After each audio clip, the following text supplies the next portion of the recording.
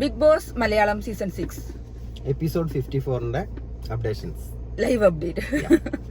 അപ്പോ നമുക്കിന്ന് അർമാദിക്കുള്ള കുറച്ച് സാധനങ്ങളൊക്കെ കിട്ടിയിട്ടില്ലേ? അല്ല, ഇന്ന് രാവിലെ തന്നെ സീസൺ ഇത് എപ്പിസോഡ് കാണാൻ വേണ്ടി ലൈവ് തുറന്നപ്പോ തന്നെ നിറച്ച് ചളി സ്ക്രീനിൽ. അപ്പൊ നോക്കുമ്പോഴാണ് ഗെയിമാണ് അതൊന്ന് മനസ്സിലായത്. ചളി പറയൽ ഗെയിം, അതുകൊണ്ടാണ് കേട്ടോ അങ്ങനെ ഒരു ചളി പറഞ്ഞു തുടങ്ങിയത്. അപ്പൊ നമ്മള് ചളി പറച്ചിൽ തുടങ്ങുന്നതിന് മുന്നേ ഇന്നലെ രാത്രി നമുക്ക് കുറച്ച് BB+ല് കുറച്ച് ഐറ്റംസ് ഒക്കെ കിട്ടിയിട്ടുണ്ട്. കൂട്ടുകാരെ അർമാദിക്കോ സായി ഫാൻസിന് ആർമാദിക്കാനുള്ള അവസരം ഇന്നലെ കിട്ടിയിട്ടുണ്ട്. പക്ഷെ അവസരം ഇവര് നമ്മളെ അധികം സന്തോഷിപ്പിക്കണില്ല. അതെ, എന്തുകൊണ്ട് നിങ്ങൾ അത് എപ്പിസോഡിൽ കാണിച്ചില്ല, BB+ലേക്ക് മാത്രം മാറ്റി എന്നാണ് ഞങ്ങളുടെ ചോദ്യം. പുറത്ത് പല ആളുകളും പലതും ചോദ്യം ചെയ്യുന്നുണ്ട്, ഇതും കൂടെ ഒന്ന് ചോദ്യം ചെയ്യണം. അതെ, പുറത്ത് ബിഗ് ബോസ് ഇറക്കുമ്പോ ഇതും കൂടി ചോദിക്കണം, എന്തുകൊണ്ട് എപ്പിസോഡിൽ കാണിക്കുന്നില്ല, പ്ലസിൽ മാത്രം കാണിക്കുന്നുണ്ട്. സായി ഫയർ അല്ല, എന്താ അത് ഫയർ ആണ് പറഞ്ഞല്ലേ? നിങ്ങൾ കാണിക്ക്. ഏത് മറ്റേ സാധനം ഫയറടാ. സായി ഇന്നലെ അങ്ങനെ കുറച്ച് ഫയറായി. പക്ഷെ സംഭവം പ്രാങ്ക് ആണെങ്കിലും പ്രാങ്കില് പെട്ടിട്ടാണെങ്കിലും നല്ല ഫയർ ആയിട്ട് കളിച്ചിട്ടുണ്ടായിരുന്നു. ഇനിയിപ്പോ പ്രാങ്കുകൾ ഇങ്ങനെ ഇട്ടിട്ടാണെങ്കിലും സായി ഒന്ന് ഫയർ ആയാൻ മതിയെന്നുള്ളതാണ്. അല്ലെങ്കിൽ ഓൻ തന്നെ പറഞ്ഞാലും അപ്പൊ ഇന്നലത്തെ മറ്റേ ആ ഡയലോഗ് അടിപൊളിയായിരുന്നു. പിന്നെ അത് കഴിഞ്ഞിട്ട് മറ്റേ ഒരു ടാസ്ക് കൊടുത്തിട്ടുണ്ടായിരുന്നു. ഇന്നത്തെ ഏഷ്യാനെറ്റിലെ എന്തൊക്കെ പ്രൊമോ, ബിഗ് ബോസ് എന്തൊക്കെ പ്രൊമോ പോകുന്നുണ്ട്. അപ്പൊ എല്ലാരും സായിന്റെ ആ സംഭവം പറഞ്ഞു. പക്ഷെ നമുക്കറിയാം എന്തുണ്ടായി. പ്രൊമോ അതിന്റെ ഉള്ളിൽ ഇരിക്കുമ്പോ പ്രൊമോക്ക് അതാണെന്ന് തോന്നും. പുറത്തുള്ള ഞങ്ങൾക്കല്ലേ അറിയുള്ളൂ എന്താവും പ്രൊമോ വരാന്ന്. ഇന്നലത്തെ പ്രൊമോയില് സായിന്റെ ഒരു പാവം തുമ്മിയത് വരെ പ്രൊമോ ആയിട്ടുണ്ട്. ഇതൊന്നും പ്രൊമോ ആവണില്ല. അതെ, സായി അത് കൂടെ സൈഡിൽ കൂടെ പോകണമെന്നും കൂടി നിങ്ങൾ പ്രൊമോ ആക്കണില്ലല്ലോ. അപ്പൊ അത് നല്ല കോമഡി ആയിരുന്നു. പക്ഷെ ഇന്നലത്തെ എനിക്ക് ഭയങ്കര ഇഷ്ടപ്പെട്ടു. സായി ഫയർ ആണെന്ന് മനസ്സിലായില്ല എല്ലാവർക്കും? മനസ്സിലായില്ലേ? പ്രാങ്ക് ആണെന്നും കൂടെ മനസ്സിലായതോടെ എല്ലാം മനസ്സിലായി. അങ്ങനെ അവസരം മോയായി. എന്തായാലും സംഗതി കൊള്ളാം. ആ ഒരു പ്രാങ്ക് ആണെന്നുണ്ടെങ്കിലും അതിൽ ആ ഫയർ ചെയ്താ പറഞ്ഞ കാര്യം അടിപൊളിയായിരുന്നു സംഭവം.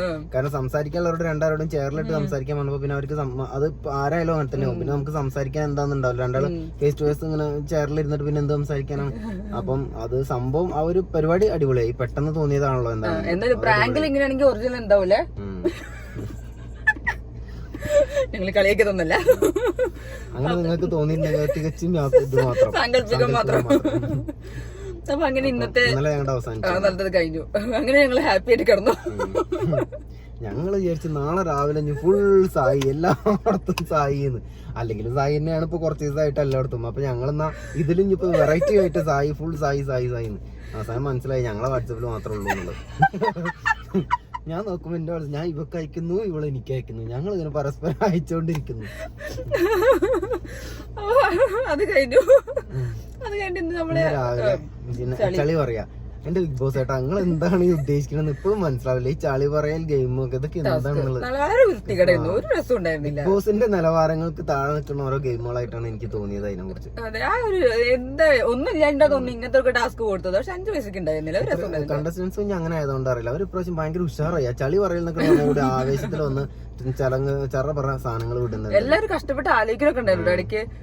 ജിൻഡോനെ ഫസ്റ്റ് വിളിച്ചപ്പോഴേ ജിൻഡോ ഞാൻ എനിക്കൊന്ന് ആലോചിക്കട്ടെ. ഞാൻ സാധാരണ ചളി പറയാറില്ല. അപ്പൊ അത് കഴിഞ്ഞിട്ട് പിന്നെ മറ്റേ എന്താ മോഷണത്തിന്റെ സംഭവം പിന്നെ മോഷണം അതന്നെ അത് നമ്മളെ പവർ ടീം കൊടുത്തുള്ള ഒരു പരിപാടിയായിരുന്നു മോഷണം. അതിങ്ങനെ എല്ലായിടത്തും അതില് എനിക്ക് രസമായി തോന്നിയത് നമ്മളെ ജാസ്മിന്റെ ലിപ്സ്റ്റിക് പോയതാണ്. നമുക്ക് എല്ലാവർക്കും വളരെ അറിയാവുന്ന കാര്യമാണ്. ജാസ്മിന്റെ ലിപ്സ്റ്റിക് വളരെ നിർബന്ധമാണ്. അത് പിന്നെ വീട്ടുകാർക്ക് എന്തെങ്കിലും ബ്ലോക്ക് വരെ അല്ലെങ്കിൽ പഞ്ചായത്തിൽ എന്തെങ്കിലും ലെറ്റർ കൊടുക്കേ അങ്ങനെ എന്ത് ചെയ്താലും ലിപ്സ്റ്റിക് വേണ്ട ഒരാളാണ് ജാസ്മിൻ. ആ ജാസ്മിന്റെ ലിപ്സ്റ്റിക് ആണ് പോയത്. ജാസ്മിൻ ഫാൻസ് ആയാലും നമ്മളെല്ലാരും അത് ഭയങ്കരമായിട്ട് ശ്രദ്ധിക്കണം. അങ്ങനെ അത് മാത്രം തൊട്ട് കളിക്കരുത്.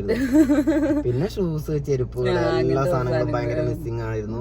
അതിന്റെ ഇടയിൽ അത് സീരിയസ് ആക്കി എടുത്തു കുറെ ആൾക്കാർ. നമ്മൾ അപ്സരയോട് അങ്ങനെ തമാശക്ക് അവർ പറഞ്ഞു അപ്സര സീരിയസ് ആക്കി എടുത്തില്ല. ഇന്നലെ ഓൾറെഡി പറഞ്ഞു വിലപിടിപ്പുള്ള സാധനങ്ങൾ എടുക്കരുത്. കാരണം ഇവർക്ക് തന്നെ പേടി ഇനി വല്ല വിലപിടിപ്പുള്ള വല്ല മാലയോ കമ്മല വല്ല എടുത്തു കഴിഞ്ഞ് പോയി കഴിഞ്ഞാൽ വിചാരിച്ചിട്ട്.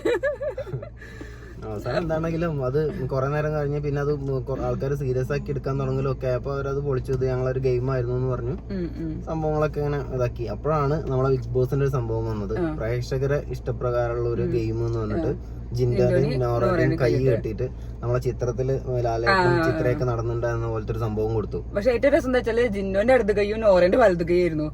അപ്പൊ നോറയ്ക്ക് വലുത് കൈ കൊണ്ടാണ് കൂടുതൽ ചെയ്യേണ്ട സംഭവം. അപ്പൊ ജിൻഡോന് നല്ല സുഖമായി. നോറ ആക്കി തന്നെ ജിൻഡോ അങ്ങനെ പണി കൊടുത്താണോ ഇനി അങ്ങനെ ചിന്തിക്കാനുള്ള ഒരു ഇതൊന്നും ഇല്ലാത്ത ചിലപ്പോ അവൻ കെട്ടിക്കൊന്നും കിട്ടിയിട്ടുണ്ടാവും. എന്താ വിചാരിച്ച കൈ കെട്ടുന്ന സമയത്ത് ജിൻഡോ കിട്ട നല്ല പണി കൊടുക്കാം.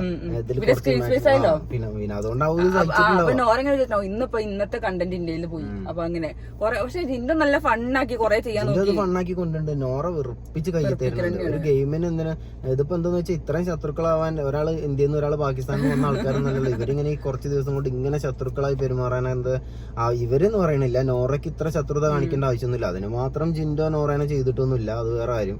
പിന്നെ അതൊരു ഗെയിമാണ്. അതിന്റെ ഭാഗമായിട്ട് പലതും പറയുന്നതൊക്കെ ചെയ്യും. അത് ഇങ്ങനെ മനസ്സിലൊക്കെ വെച്ച് നോറ ഇങ്ങനെ കരച്ചിലായിട്ട് നടന്നുണ്ടെങ്കിൽ ബുദ്ധിമുട്ടായിരിക്കും. ഇന്ന് കാണിച്ചിട്ട് നല്ല എനിക്ക് നല്ല രസം. എക്സസൈസ് ചെയ്യുക, കൈ വലിപ്പിക്കുക. അതെനിക്കൊന്നും ഒന്നും കൂടെ അപ്പുറത്ത് വേറെ ജാസ്മിനൊക്കെ ആണെങ്കിൽ ചിലപ്പോൾ ഒന്നും കൂടെ രസമായി. ജാസ്മിൻ ജിൻഡോ ഒക്കെ ആണെങ്കിൽ അടിയൊടിയൊക്കെ കൂടുമെങ്കിലും അവരൊക്കെ രസമായിട്ടുള്ള ഒരു കെമിസ്ട്രി ഉണ്ടായിരിക്കുള്ളൂ. ഇത് നോറ ഇങ്ങനെ വെറുപ്പിച്ച് അതിന്റെ ഇടയിൽ കൂടി ശ്രീരേഖ മറ്റേതും കൊണ്ട് ഉമ്മൻ കാർഡ് കൊണ്ട് ഇറങ്ങിയിട്ടുണ്ട്. അവളെ ശാരീരികമായും മാനസികമായും വേദനിപ്പിക്കണം എനിക്ക് മനസ്സിലാവുന്നുണ്ട് എന്നൊക്കെ പറഞ്ഞ് ഭയങ്കര കളിക്കാൻ അല്ല കാരണം അവർ തമ്മിൽ അടിയാണല്ലോ. അപ്പൊ പിന്നെ ഇത് കൂടെ എനിക്ക് ഇങ്ങനത്തെ കാര്യങ്ങളൊക്കെ പറയുമ്പോൾ സ്ത്രീരേഖ ആയിട്ടാണ് എനിക്ക് എപ്പോഴും തോന്നുന്നത്. സ്ത്രീരേഖ ഇങ്ങനെ വുമൺ കാർഡും കൊണ്ട് ഇറങ്ങണ്ട അതിന്റെ ഇടയിൽ കൂടി. അത് അവരൊക്കെ കൂടെ തന്നെ പൊളിച്ചും കൊടുക്കും. കൃഷിയൊക്കെ പറഞ്ഞു പിന്നെ 2 കസാര ഇട്ട് അവിടെ കൊടുക്കുക. രണ്ടാളും കൂടെ എല്ലാവരും പറയുന്നുണ്ട് നല്ല ഫൺ ആയിട്ടുള്ള ടാസ്ക് ആണ്. എന്റർടൈൻമെന്റ് ഒരുപാട് ഫണ്ണ് ചെയ്യാൻ പറ്റുന്നതാണ്. ഒരുപാട് സാധനങ്ങൾ ചെയ്യപ്പം ലാലേട്ടനും ചിത്രം ചെയ്ത് നമ്മളെത്ര നോറനോട് പറയാൻ പറ്റില്ല. നോറ പറയും ഞാൻ സിനിമ കണ്ടിട്ടില്ല അറിയും കിലുക്ക കണ്ടില്ല പറഞ്ഞ പോലെ. ആരാണ് ലാലേട്ടൻ ചോദിച്ചാൽ അത് കേൾക്കേണ്ടി വരും നമ്മള്. അതുകൊണ്ട് പിന്നെ നൈസായിട്ട് അതും പിന്നെ മിണ്ടാൻ പോയിട്ടുണ്ടാവില്ല. എന്താണെങ്കിലും ഒരുപാട് എൻജോയ് ചെയ്ത് നമുക്കും എൻജോയ് ചെയ്യാൻ പറ്റും, അവർക്കും എൻജോയ് ചെയ്യാൻ പറ്റും. ആ വീട് തന്നെ ഭയങ്കര ഫണ്ണായിട്ടുള്ള ഒരു സെറ്റപ്പ് ആക്കാൻ പറ്റുന്ന സാധനം കൊണ്ടുപോയി നോറുണ്ട് കുളിപ്പിച്ച് കൈ കൊടുക്കുന്നുണ്ടെന്നാണെങ്കിലും അങ്ങനെ ഓഡിയൻസിനെ തോന്നിണ്ടാവും ഇങ്ങനത്തെ ഒരു ടാസ്ക് കൊടുത്ത ഇവർ അടിപൊളിയാക്കുന്നു. പക്ഷെ എന്ത് ചെയ്യാൻ അവർ അടിപൊളി ഇപ്പം ശ്രീരേഖ എന്നിട്ട് ഈ വുമൺ കാർഡ് ഇറക്കിയപ്പം ഋഷി സംസാരിച്ച സമയത്ത് ശ്രീരേഖ പറയുന്നുണ്ട് അത് എന്താ പറയാ ഓഡിയൻസിന്റെ അഭിപ്രായമായിട്ടാണ് ഞാൻ പറഞ്ഞതെന്നൊക്കെ പറയുന്നുണ്ട്. ഓഡിയൻസിന്റെ അഭിപ്രായം കറക്റ്റ് ആയി ചോദിക്കുകയാണെങ്കിൽ എത്രയും വേഗം ശ്രീരേഖനെ എടുത്ത് പുറത്തേക്ക് ഇടണം എന്നുള്ളതാണ്. അതുകൊണ്ട് തന്നെ ഇവര് ഈ പൂച്ചകള് കരകടത്തണമാര് ഇവരൊക്കെ പവർ ടീമിൽ കൊണ്ടിടണമെന്ന് എനിക്ക് തോന്നുന്നു. അപ്പൊ എന്താ പറയാ ശരണ്യം ശ്രീരേഖയ്ക്ക് എന്തിനാണ് അവിടെ നിൽക്കണം എന്നുള്ള ഒരു പിടുത്തമില്ല.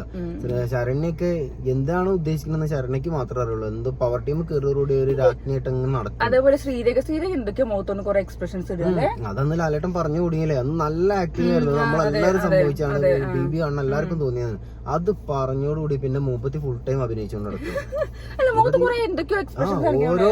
ഓരോ മിനിറ്റിലും ഓരോരോ അഭിനയങ്ങളും പല പല ഫേസ് ഒക്കെയാണ് അവർക്ക്. ഞാൻ ഒരു സ്പോൺസർ ടാസ്കിലേക്ക് കണ്ട ഓർമ്മയുണ്ട്.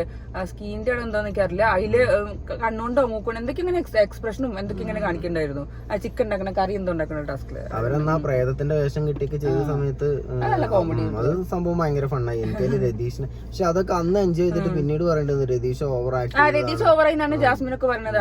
എനിക്ക് തോന്നുന്നില്ല അതൊക്കെ അങ്ങനെ പേടിപ്പെടുന്നത്. അല്ല എനിക്ക് അങ്ങനെ തോന്നിയില്ല.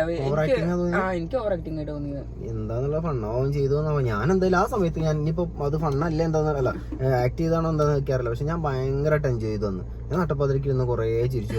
അത് കോമഡി ആയിട്ട് അപ്പൊ അങ്ങനെ എന്താ ഞാൻ എന്തായാലും ഇത് ഇപ്പൊ ഫണ്ണും കാര്യങ്ങളൊക്കെ ഉണ്ട്, രസവും പരിപാടികളൊക്കെയാണ്. പക്ഷെ 50 ദിവസമായി എന്നുള്ളത് പുറത്തുള്ള ആൾക്കാർക്കും അതിന്റെ ഉള്ളിൽ കളിക്കുന്ന ആൾക്കാർക്ക് ഓർമ്മയില്ലെങ്കിലും ബിഗ് ബോസിനും നമുക്കൊക്കെ അറിയാം. 50 ദിവസമൊക്കെ കഴിഞ്ഞു. ഇപ്പോഴും അവിടെ അന്താക്ഷരിയും ചോറും കറിയും വെച്ച് കളിക്കലും ഒക്കെയാണ് അവിടെ. അയ്യോ കഴിക്കട്ടോ ടാ എന്തിട്ടാ എനിക്ക് വേണ്ട ചിക്കനാണോ എന്നാ കുറച്ച് മതി ഇങ്ങനെയൊക്കെ പറഞ്ഞു കഴിക്കുന്നത്.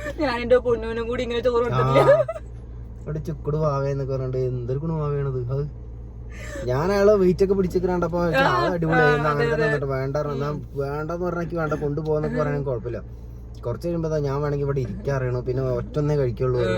പിന്നെ അത് അവന്റെ കഴിഞ്ഞ് ജാസ്മിന്റെ പാത്രത്തിലും കൂടെ കൈയിട്ട് കഴിക്കണൊക്കെയാണ് പിന്നെ കാണുന്നത്. അയ്യോ അത് നല്ല കോമഡി ആയിരുന്നു. ഇതന്നെ എളുപ്പം അവരടി കൂടും പക്ഷെ ഫുൾ ആക്ടിങ് അടിയാണ്. അതെ ഫുൾ ഡ്രാമയാണ്.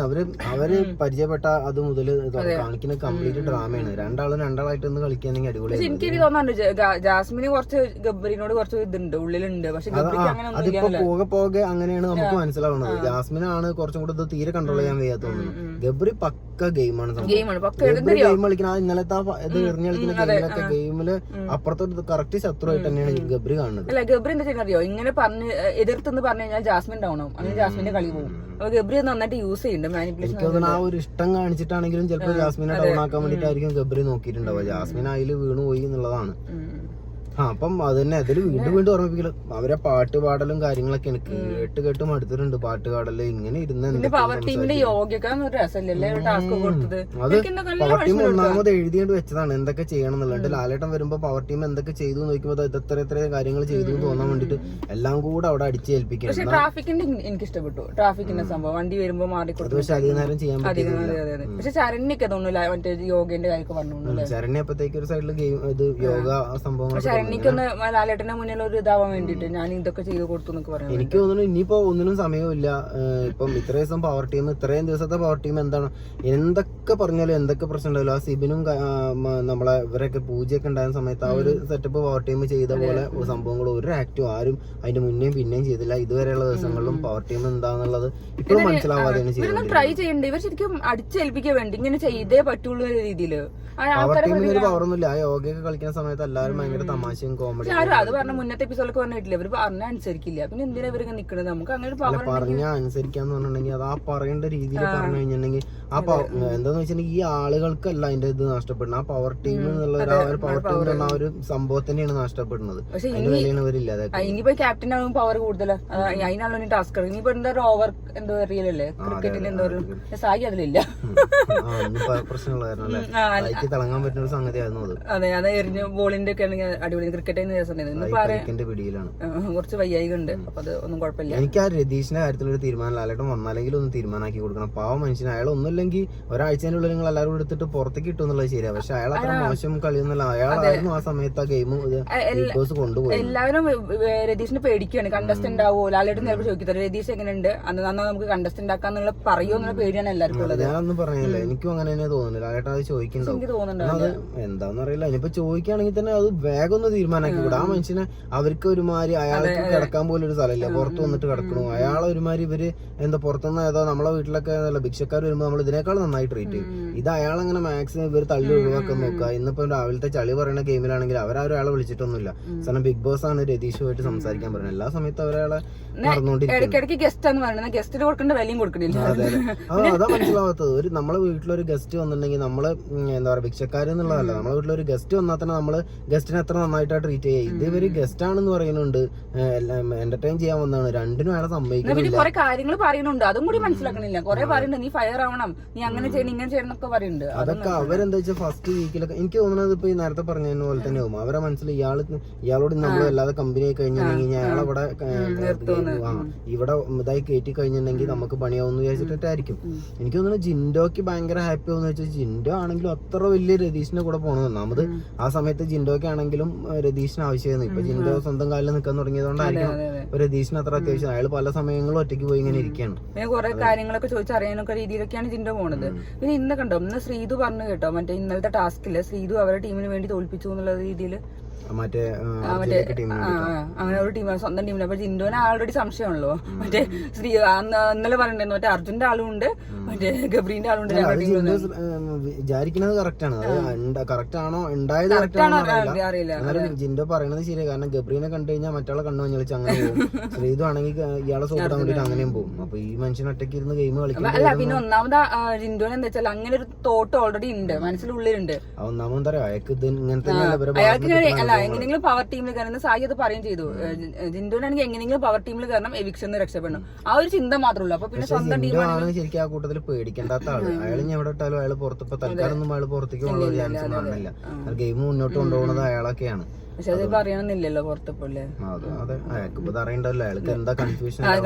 കാരണം കഴിഞ്ഞ പ്രാവശ്യമൊക്കെ ലാലേട്ടൻ വന്ന് ഇയാളാണ് അയാളെ ചെയ്യണതൊന്നും പുറത്ത് അതെ. അപ്പൊ അയാൾ വിചാരിക്കും എപ്പോഴും അവർ അതന്നെയല്ലേ വിശ്വസിച്ചുകൊണ്ടിരിക്കുന്നത്. അപ്പൊ ചിലപ്പോ അയാൾ വിചാരിക്കണ്ടാവും എന്റെ ഗെയിം പുറത്ത് പണിയായിട്ടാണ് പോണത്, ചിലപ്പോ എനിക്ക് പണി കിട്ടുന്നുള്ള പേടിയിലുണ്ടായിരിക്കണം. പിന്നെ ലൈവ് കാണുന്ന കാര്യം, നമ്മളൊക്കെ ഇങ്ങനെ വീഡിയോ ഒക്കെ ഇടാൻ വേണ്ടിട്ട് കഷ്ടപ്പെട്ട് ലൈവ് കാണേണ്ട അവസ്ഥയാണ്. ലൈവിലൊന്നും ഒരു സംഭവം ഇല്ല. ഈ 50ാമത്തെ ദിവസം എന്നൊക്കെ പറയുമ്പോൾ ലൈവ് എപ്പിസോഡൊക്കെ ഏകദേശം ഒരേപോലെ തന്നെയാവും. അതിൻ്റെ ഉള്ളിൽ എപ്പോഴും ഭയങ്കര രസകരമായ കാര്യങ്ങൾ ഉണ്ടാവേണ്ട സമയമാണ്. അല്ല എനിക്ക് തോന്നുന്നത് ശരിക്കും 24/7 വെക്കരുത്. എന്നാലേ ആൾക്കാർക്ക് ഒരു ക്യൂരിയോസിറ്റി ഉണ്ടാവുള്ളൂ എപ്പിസോഡ് കാണാൻ വേണ്ടിട്ട്. ഇപ്പൊ നോർമലായിട്ട് നമുക്കൊന്നും ശരിക്കും എപ്പിസോഡ് കാണേണ്ട ആവശ്യമില്ല. ലൈവ് കംപ്ലീറ്റ് കാണുന്ന കാരണം കൊണ്ട് അതൊക്കെ തന്നെ അതിനേക്കാളും കൂടുതലായിട്ടുള്ള സാധനം അവിടെ കണ്ട് പിന്നെ ബോറടിച്ചാണെങ്കിലും കണ്ടേ പറ്റുള്ളൂ. അതുകൊണ്ട് നമ്മൾ വീഡിയോ ഇടാൻ വേണ്ടിട്ട് നമുക്ക് എന്തായാലും കണ്ടേ പറ്റും. പിന്നെ വർക്കിന്റെ ഇടയിലൊക്കെ നമ്മൾ കഷ്ടപ്പെട്ടിരുന്ന് കാണുന്നുണ്ട് എന്തായാലും. അപ്പൊ ഇന്നിപ്പോ അത്ര ഉണ്ടായിരുന്നുള്ളൂ അങ്ങനെയൊക്കെയാണ് ഇതുവരെ ഉണ്ടായ കാര്യങ്ങൾ. ഇനി വൈകുന്നേരം ഇന്നത്തെ എപ്പിസോഡില്. ഇനിയിപ്പോ മറ്റേ റിയലിലെ ഓവർ ക്രിക്കറ്റിന്റെ സംഭവം ഒക്കെ നമുക്ക് ഇന്ന് രാത്രി ഉണ്ടാവും. പ്രൊമോ കാണിക്കാൻ പോലും ഒരു നല്ല സാധനങ്ങൾ ഉണ്ടാവില്ല അല്ലെ. മറ്റേത് കുറച്ച് മുന്നേ അല്ലെങ്കിൽ കഴിഞ്ഞ സീസണുകളിലാണെങ്കിലും ഈ സീസണിൽ തന്നെ തുടക്കത്തിലാണെങ്കിലും പ്രൊമോ കാണുമ്പോൾ നമുക്ക് എന്തൊക്കെ വരുന്നുണ്ട് എന്നുള്ള തോന്നല്. ഇതിൽ പ്രൊമോ കാണിക്കാൻ പോലും സാധനമില്ല. സായി എന്ന് പറഞ്ഞാൽ promo is not a promise. നമ്മൾ കാണുമ്പോ അത് വേറെ വല്ലതോ. എന്താണെങ്കിലും ഇതൊക്കെയാണ് സംഭവിച്ചുകൊണ്ടിരിക്കുന്നത് ഇത്ര നേരമായിട്ട്. പിന്നെ നമ്മള് മറ്റുള്ള പുറത്തിറങ്ങിയിട്ടുണ്ട്. സൈനോറ്റൊക്കെ പറഞ്ഞിട്ടുണ്ടായിരുന്നു എന്താ അതൊക്കെ ഒരു ഗെയിം അല്ലേ. നമ്മള് ഗെയിമായിട്ട് കാണുക അത്ര തന്നെ ഉള്ളൂ. പുറത്തിറങ്ങി കഴിഞ്ഞാൽ എല്ലാവരും ഒരേപോലെ ലൈവില് കമന്റ് ഇടുന്നൊക്കെ കണ്ടു. ഓരോരുത്തർ അവരുടെ ഇഷ്ടത്തിന് വേണ്ടി ഗെയിം കളിക്കും, ജയിക്കാൻ വേണ്ടിട്ട്. എല്ലാവരും കപ്പടിക്കാനുള്ള ഗെയിം കളിക്കും. ഓരോ രീതിയാണ് എങ്ങനെയാന്ന് വെച്ചാൽ കളിക്കാന്നുള്ളതല്ലാതെ അത്ര തന്നെ ഉള്ളൂ. പുറകുന്ന് കുത്തിയിട്ടും മുന്നിൽ നേരിട്ട് വെട്ടിയിട്ടും ചതിച്ചിട്ടും ഡബിൾ ഗെയിം എന്നൊക്കെ പറയില്ല. അതൊക്കെ അങ്ങനെ അത് പല രീതി. ഇപ്പൊ ജിൻഡോ കളിക്കുന്ന ഗെയിം എന്താ സൂപ്പർ ഗെയിമാണല്ലോ കളിക്കുന്നത് ആദ്യം തൊട്ട്. കാരണം കുറെ നോണ പറയണ്ടല്ലോ. അവര് പറയണ്ട ഗെയിമിന് വേണ്ടി എന്തും പറയാം എന്തും ചെയ്യാന്ന്. അതൊരു അവരുടെ റൂൾസ് ആൻഡ് റെഗുലേഷൻസിൽ ഒതുക്കി നിർത്തുന്നത്. എല്ലാവരും അങ്ങനെ തന്നെയാണ്. അങ്ങനെയും കളിക്കാത്ത ആളുകളെയാണ് നമ്മളെ പുറത്തേക്ക് ഇടണം എന്ന് പറയാൻ കാരണം. അല്ലെങ്കിൽ എന്തിനാ അവരൊക്കെ വെച്ചോണ്ടിരിക്കണം എന്നുള്ളതൊക്കെ പറയാൻ കാരണം. ഇതുപോലും ഇപ്പം നോറയൊക്കെ ആണെങ്കിലും ഇങ്ങനത്തെ ഓരോ ഗെയിമുകളാണ് ഉദ്ദേശിക്കുന്നത്. സിജോ ഇന്നലെ പറഞ്ഞിട്ടില്ലേ എന്തൊക്കെ നോറയെ കുറിച്ച് തന്നെ ബാക്കിൽ നിന്ന് കളിച്ചു പറഞ്ഞിട്ട്. ഒക്കെ ഗെയിം തന്നെയാണ്. ഗെയിമിന്റെ ഇത് നമുക്കൊന്നും പറയാൻ പറ്റില്ല. അപ്പൊ ഇത്രേ ഉള്ളൂ. നമുക്ക് ഇനി ബാക്കി രാത്രി വീഡിയോസിൽ കാണാം. വീഡിയോ എപ്പിസോഡ് പറയാം.